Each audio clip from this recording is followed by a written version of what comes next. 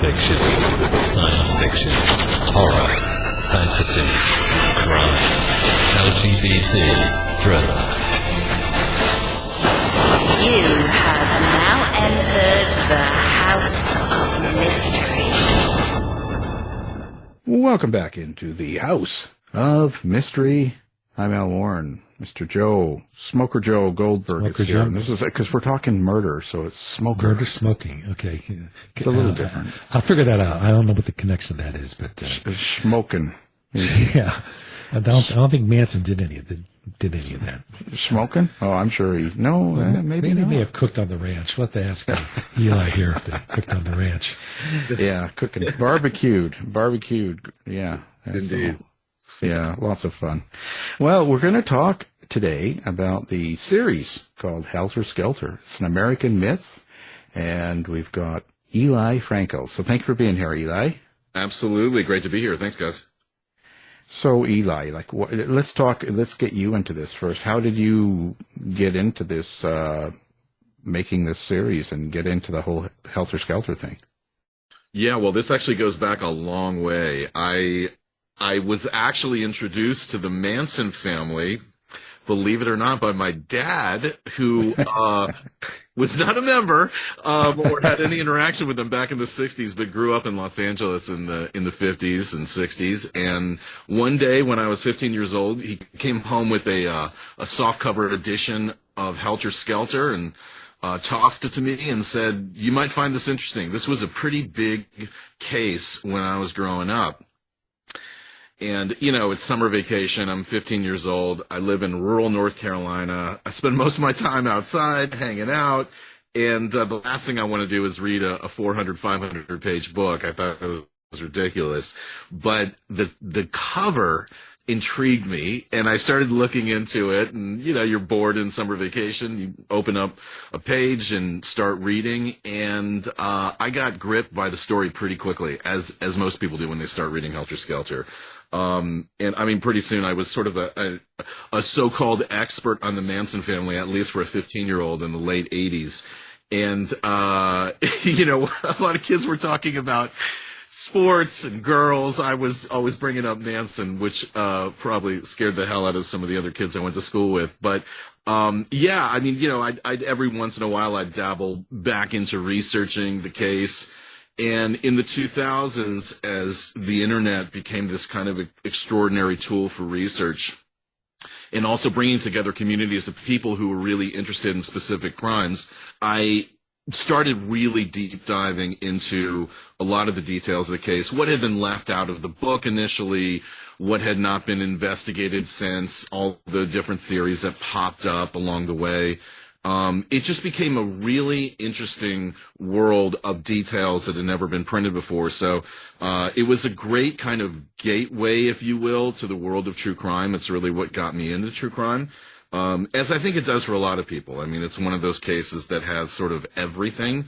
And, it's unavoidably interesting, fascinating, gripping. Like, you can't help but sort of get pulled into it. So that's really what got me into it. And then, I'd sort of read, I'd like to think, almost everything that had been published out there. And the one thing I had a long career in non-scripted television, reality shows, documentaries.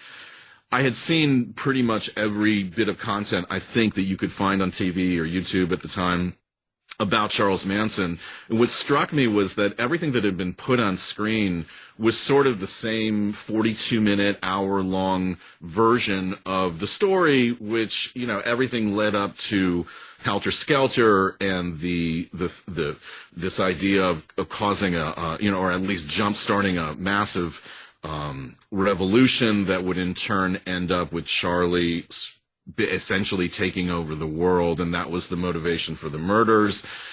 And then also a lot of the events that had occurred in the summer of 1969 that led up to the Tate LaBianca murders had sort of been left out because it's complicated, it's detailed, and it requires quite a bit of time, of screen time to adequately explain. But the story was so fascinating, all those details and all those steps along the way that sort of propelled the family to this horrifying conclusion in August of 1969. I just thought this is such an amazing story that has to be told on screen and hasn't been done yet. And so, among myriad other projects that I was working on, producing, developing, the idea of doing a sort of comprehensive history of Manson and the family really began to develop in my mind.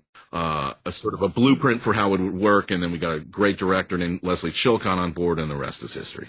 What you say there is true. There's a lot of things that led up, and there was other murders and other events, and one thing led to another that it's missed. And plus, Bugliosi, he really kind of played this idea of Helter Skelter because he had to sell it, and he couldn't really change it during the prosecution, right? So. Yeah, and Bugliosi has, in recent years has kind of emerged as this somewhat controversial figure. I think that one thing, though, that we have to keep in mind is that he was under tremendous pressure at the time to get convictions here. This was a major case, international news, and it wasn't a slam dunk. When the trial started, there were a lot of questions about whether he would succeed, and there were a lot of holes in the story. And I think there wasn't a lot of time to investigate every nuance of the family, their ideology, what people were sort of thinking, what they were doing in the summer of 1969, and also a lot of people just weren't talking yet. They were still sort of under the spell of Manson and believed in his quote unquote mission, and just there was limited sort of behind the scenes info that they were getting. So I think the DA's office had to find the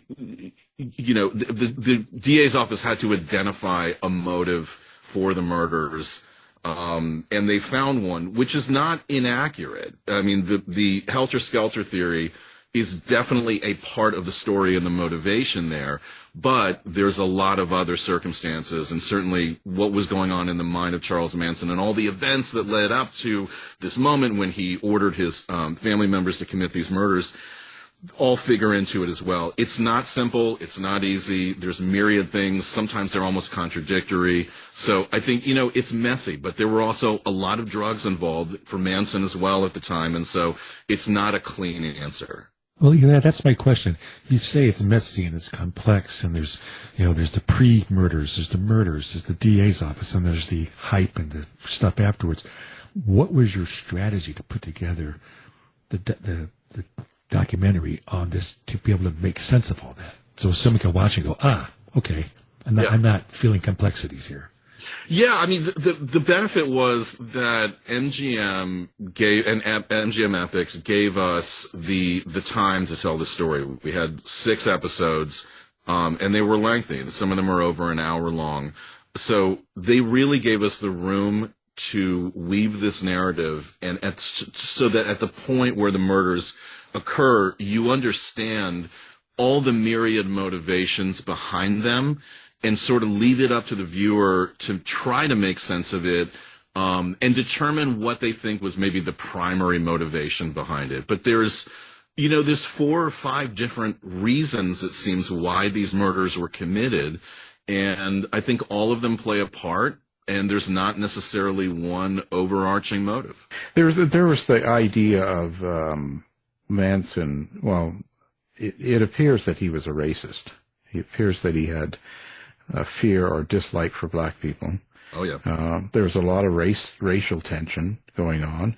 I mean, it was the right timing for him to use that. Yeah. And to scare his family. The LSD was a big factor, of course, get everybody high, constant. They never talk about the murders before because he really wanted to free one of his members that got put away for a murder before, the Gary Hinman murder. Yep. That it was kind of a combination, and he thought if he had them commit another murder in the same direction, where they were trying to make it look like a Black Panther murder, right, that they would set, their guy free. Yep. So there was a lot going on there that didn't really ever come out. Absolutely, there was, and eventually over the years, a lot of those events came into greater focus. But I think in 1970, when Bugliosi is in, when the trial begins, not all of those stories, the motivations, the players' perspectives on what had happened had become clear. But yeah, the copycat murders, in order to convince the police and prosecutors that Beausoleil had not and could not have committed the Hinman murder, in addition to Susan Atkins and Mary Brunner and some of the other participants in the Hinman murder, is probably the primary motive, though it's not the only motive in the Tate LaBianca murders. How do you deal with, it's such a case that has so many, I don't know, when you want to say conspiracies, right? You know, there's the MK Ultra and all of the things going, especially now. I mean, there's a lot of that with some of the books out and stuff like that. So how did you keep focus on your storyline? Or did you, there's so many rabbit holes, I guess, Sure. Did you search them all out, or did you just sort of just streamline it and go, this is all I'm going to do? Yeah, I mean, I've looked at every theory that's been out there, and a lot of these things actually have their origins in the 1970s, which was an era of great mistrust and suspicion of government institutions, and a lot of sort of early theories played into that. Yeah, I mean, I've investigated all of it. I think that I know that the truth lies in the testimony of participants and in Manson's own words. You can decipher what happened by understanding his psychology, the way he does interviews, the way he has sort of explained in his strange and, very ambiguous language what occurred, but also like I said, testimony of everybody else who was involved. I mean, do I believe that the CIA and MK Ultra were a part of the story? No. I don't think the CIA had anything to do with Manson. But CIA rumors have dogged a lot of big true crime cases. There's sort of this persisting rumor that the CIA created Jonestown, which they did not. So yeah, I mean, it's such a dense story. And like, as you said, there's so many rabbit holes that in some ways you can see what you want to see in it. There's so many myriad bizarre characters popping in and strange coincidences, and this person ended up living next door to that person. You can make those connections, but I think ultimately you have to look at the reality of what people were experiencing there, what the sort of mindset or motivation was behind certain events, and you can pretty much decipher what was going on. Yeah, so we're a few decades down the road here, and the Manson case has, cult following. People are listening right now, and they know all about it. So for those people, and for the people who are not experts, what do you want them to think when they're done watching your show? What should they get out of it? I think that the biggest thing is that Manson has loomed as such an enormous figure, as sort of America's boogeyman, the nightmare of mind control, the world we live in. Are we susceptible to programming? All these things that factor in has made him this supervillain, if you will. And I think that sometimes when people learn about the story and look back onto it, they sort of impose this idea of a genius, evil mastermind who is barreling towards becoming this incredibly famous figure, stuck in prison, but nonetheless this villainous, shadowy character, when the truth is so much more mundane. And I think that what the series tried to do, and why our director, Leslie Chilcott, gave it the subtitle of An American Myth, is that the series aimed to sort of dispel a lot of the myths about him and reduce him, if you will, to the true figure that he was, which was who was a con artist, a petty thief, and an incredibly good reader of human behavior, a human lie detector, if you will, somebody who's extremely adept at reading people and then manipulating them. This sort of villainous character who was extremely good at reading people, but got, built up this family that ended up barreling towards an ignominious end, and ultimately made mistake after mistake, really didn't know what he was doing, and in some ways, at the end of the day, is a kind of pathetic figure. And I think that we need to see him in the proper context there, rather than sort of playing into this mythic, larger-than-life supervillain. Right. I see him as a reactionary character. He reminds me of my dogs. Well, because everything he does, he reacted to. Like, if you look at each step and how it got to the Tate and LaBianca murders, it was reactionary from something they had done before. Do you know what I mean? It was his way of responding. He didn't really, he wasn't thought out well. He wasn't, that's right. It's just, he had a great image, but that's how I put him. That's absolutely right. And I think one of the lasting legacy of the trials in the book is the Helter Skelter theory, the revolution that Charlie was planning. And it's just, everything has been so singly focused on that. It's become this, we've fit Manson into that context. We see, Helter Skelter looms large in our minds, and as a result, we sort of created the supervillain that would fit that. But Manson certainly did not intend to end up in prison. That was the last thing. It was the last place he wanted to go. And I think a lot of his actions, throughout 1969, as you pointed out, a lot of them are just overreactions or miscalculations to an event that's come before, and then he's got to clean up the mess afterwards, and it just keeps growing and growing and getting out of control. And I think tracking that story is crucial to understanding what his mindset is by early August 1969. Yeah, and I like the way Jeff Gwynne puts it, in the sense that things could have only happened at that time with him. Do you know what I mean? He would have been something different if it was a different time, with all of the race riots in L.A. and Nixon and the Vietnam War and the hippie generation and the drugs. And you think of all the stuff that was going on at the same time. It was the perfect timing for someone like him to become something, if that's what you call something. You know what I mean?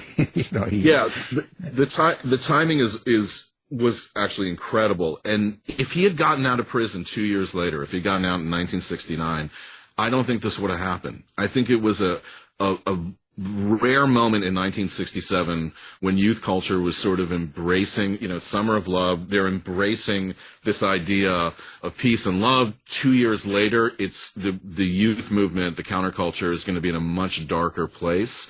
And I think people would have been less open and less susceptible to sort of the wild-eyed guru than they would have been in at the gates, to Sproul Hall and the gates of Berkeley University in 1967, where it all began with Mary Brunner. 1967 was an era of incredible hope and belief in new philosophies, new religions, new ways of living, and Manson fit perfectly into that ideology. Yeah. Like, if he was around now, he probably would run for president. Who knows? He certainly seems to have some of the qualities that one would need, which is crazy. I mean, that self-confidence, can take you far in this world today.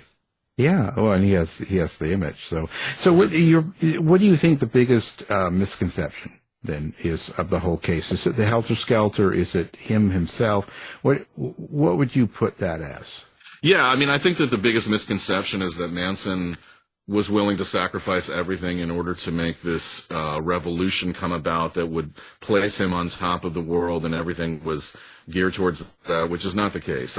Manson's real motivation in life was becoming famous. He wanted to become a famous singer, he wanted to have hit songs, and he wanted to have a group of people who would take care of him and cater to him. He wanted adulation, he wanted power. His whole life he had been seeking attention, and you see that over and over again. The way people describe him, he was an extreme attention seeker, which makes sense in light of his youth, his mother being gone, his desire to just be with his mother and be loved, just the two of them, be happy. It's not a total surprise that he dedicated a lot of his life outside of prison or institutions to manipulating women and getting them to adore and worship him. There was I think a real void in his life, in his mindset, and he tried to fill that with fame, adoration, and most importantly, power over people, ultimate power.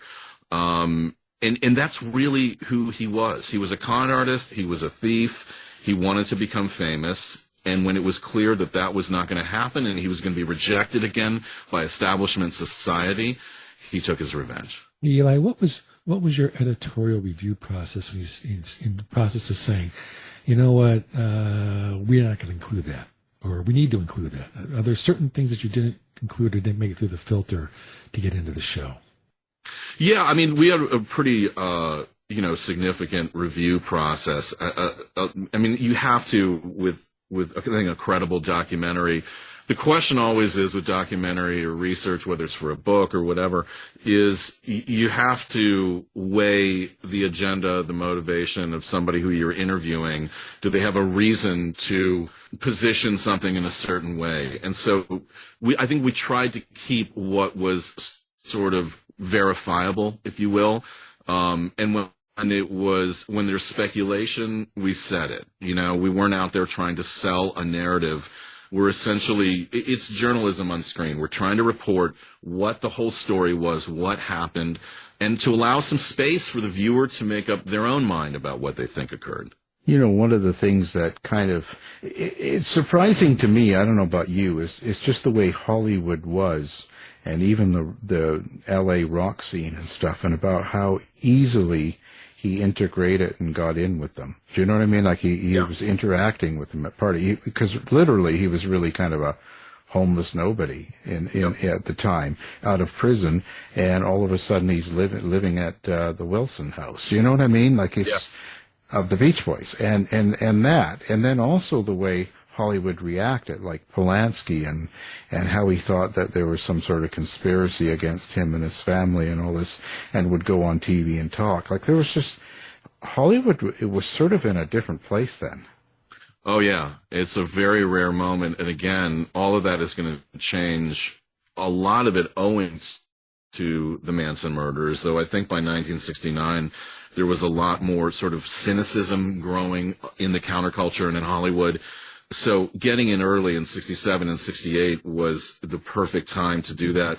In the late 60s, there's this weird moment where elite, rich Hollywood stars, producers, writers, and a lot of other folks with money and access and status sort of saw an opportunity to explore new horizons through people who normally they would either look down on, avoid, or never come into contact with, which included sort of wild-eyed gurus with crazy ideas and sort of a religious fanaticism. There was room to allow them into the party for a bit. And surrounding yourself with strange people and quirky personalities was kind of the hip thing to do. Everybody was, people were starting to experiment with drugs. Society is changing at a rapid pace. And all of a sudden, some fringe characters become really cool and hip. And some of them, by the way, integrated into Hollywood and became very successful. But the confluence of counterculture in Hollywood was in full swing at that time. And so Manson comes in as this very charismatic, fascinating, edgy, somewhat dangerous, but what appears to be profound, sort of religious zealot, guru, whatever you want to say, somebody who is selling a certain religious tinged way of looking at life, love, humanity, death. And there's something intriguing about that to people for a short period of time. But by, late 68, early 69, it's clear that he's overstayed his welcome.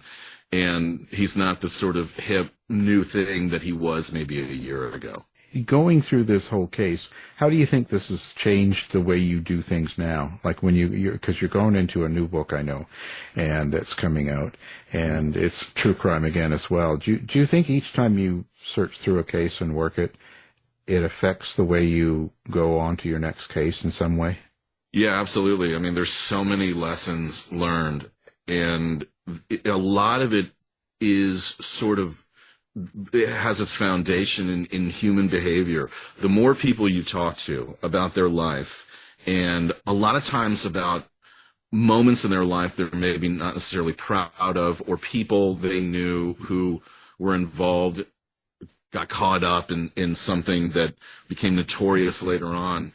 you really begin to get a sense of sort of human behavior. And I think that, and also agendas and the way that people change things and change stories in order to fit a narrative that they need to hold on to, the way that they reflect on the past, and also going on that journey with them. You know, there are times when I contact somebody, it starts off with a 20-minute conversation and it ends up being 10 or 15 or 20 hours over the course of a couple months.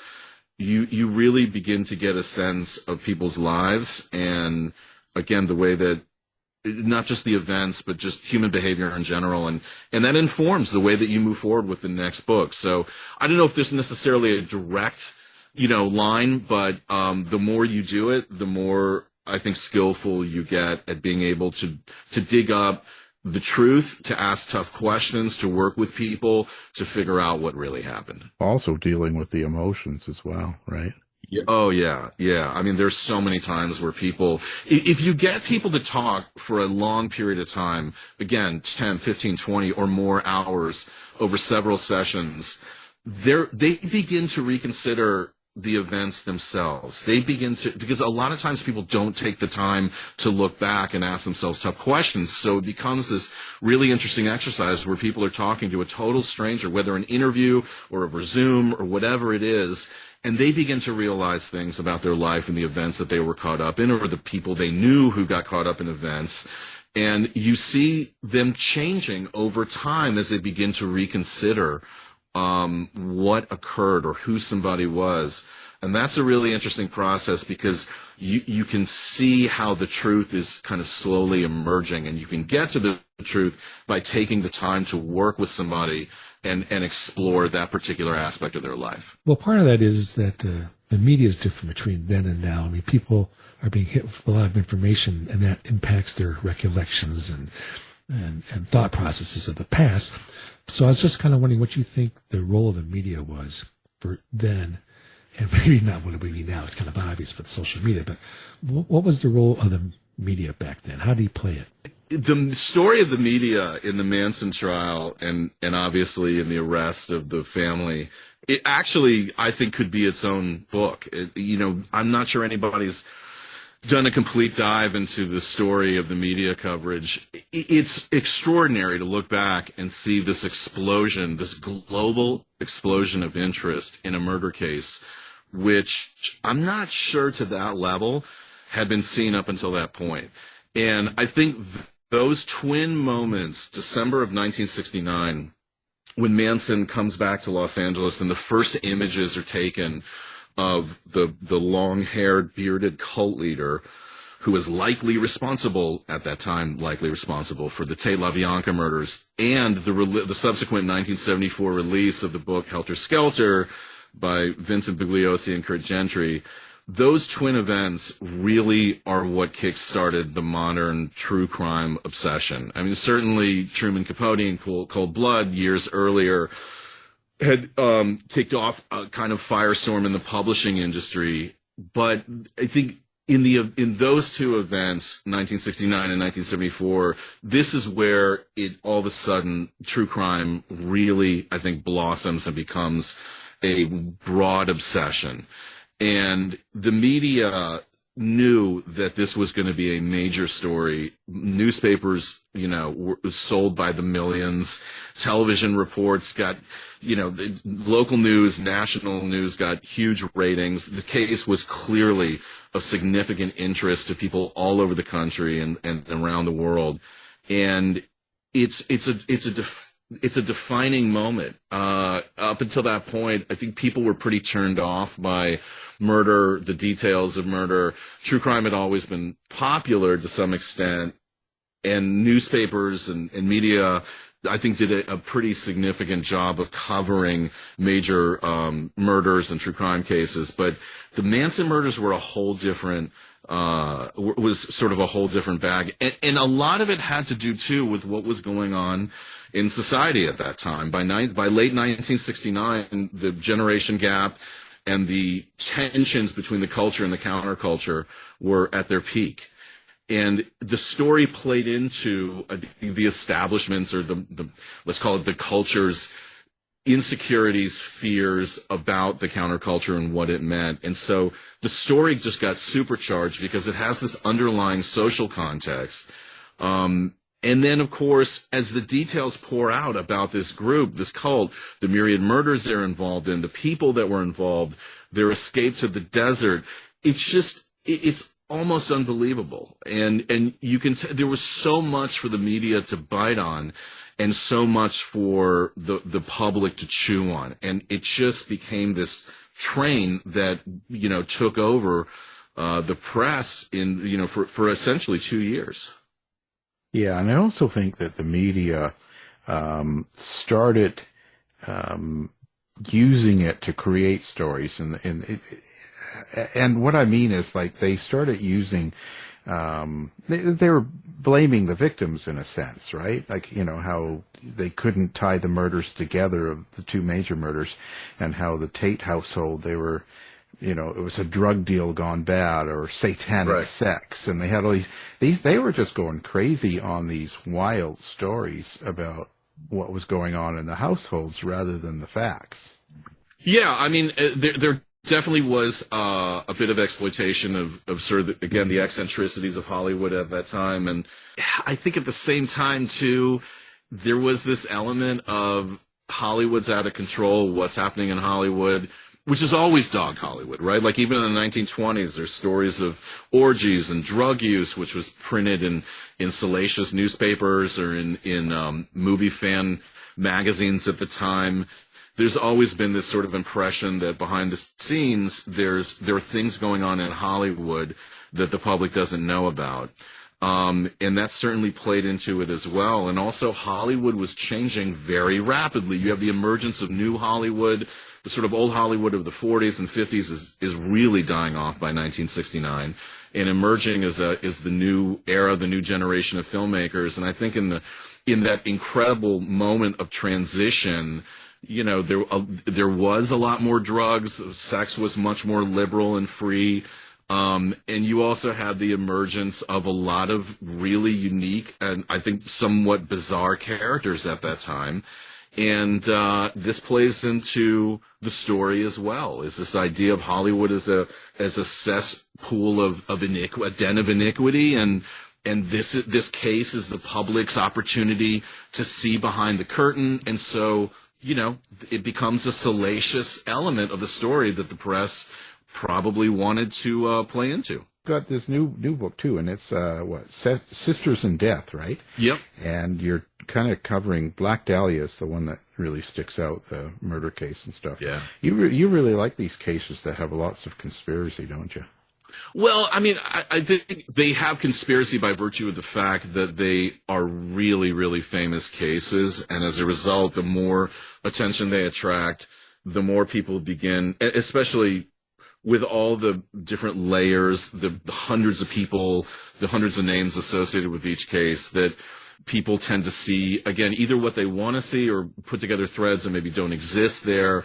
I think a lot of that is just by virtue of the notoriety, and you just have so many eyeballs looking for new evidence, new connections, which comes naturally. But I also think, people, there's a lot of genuine interest in these cases and to find the truth. So it's not all conspiracy theory. And it's amazing to see online how dedicated some researchers are to discovering every detail of certain cases. And the work a lot of people have done is pretty damn impressive, especially in the Manson arena. So listen, so the series is out now, I guess, on MGM and Epix, and I think it's just joined Amazon, so I think you can watch it on Amazon as well. Wow, you're all over the place now. pretty good. Yeah. Media So listen, mogul. Yeah, you're part of that Hollywood. Oh, there you go. So how do people find you? Do you have social media, website? Where do you like people to go to check out Eli? Yeah, well, I mean, I have a website, sistersindeath.com, for the book that'll tell you quite a bit about it. Also some clues along the way with regards to the Black Dahlia case. And I'm also on Instagram, pretty easy to find. I'm on X, though I don't post as much on X. I probably should. But Instagram is a great way to get a hold of me. I'm on LinkedIn. And you can contact me through the website as well. Well, fantastic. Now, we'll have everything up there so people can find you easily. Great. And we appreciate you being here, and we'll get you back again with the Sisters in Death book. So, I appreciate that. Eli Frankel, thank you. Absolutely. I really appreciate it, guys. It's been a fascinating conversation. Thanks. This has been a production of the House of Mystery Radio Show. To find out more about our show, guests, or hosts, go to our website at houseofmysteryradio.com.